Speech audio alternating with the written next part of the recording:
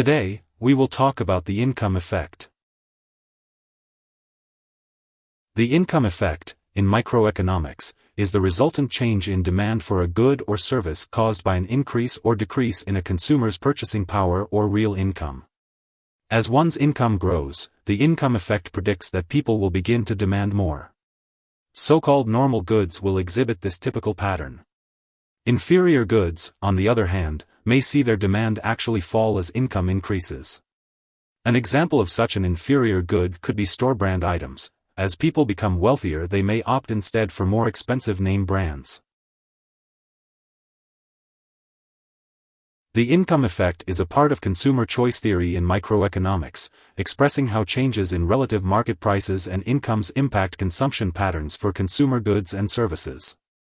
For normal economic goods, when real consumer income rises, consumers will demand a greater quantity of goods for purchase.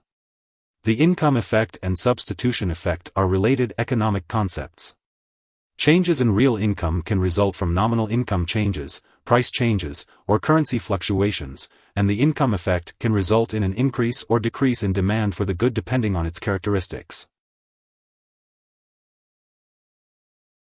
Normal goods are those whose demand increases as people's incomes and purchasing power rise. A normal good has a positive income elasticity of demand coefficient, but it will be less than 1. Inferior goods are goods for which demand declines as consumers' real incomes rise, or rises as incomes fall. An increase in the inferior goods price means that consumers will want to purchase other substitute goods instead, but will also want to consume less of any other substitute normal goods because of their lower real income.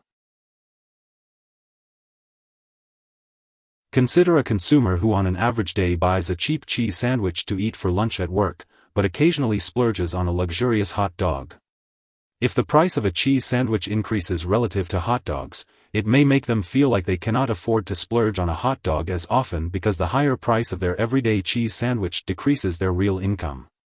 In this situation, the income effect dominates the substitution effect, and the price increase raises demand for the cheese sandwich and reduces demand for a substitute normal good, a hot dog, even if the hot dog's price remains the same. The income effect is a part of consumer choice theory in microeconomics, expressing how changes in relative market prices and incomes impact consumption patterns for consumer goods and services.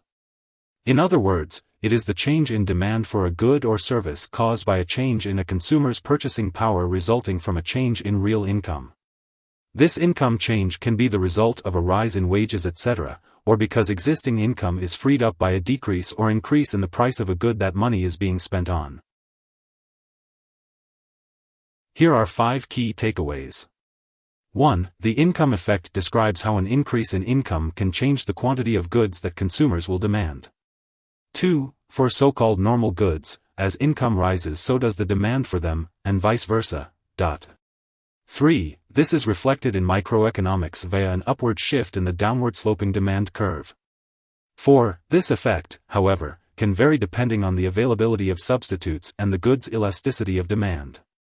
5. For inferior goods, the income effect dominates the substitution effect and leads consumers to purchase more of a good, and less of substitute goods, when the price rises. Hope this would help. Thanks for watching.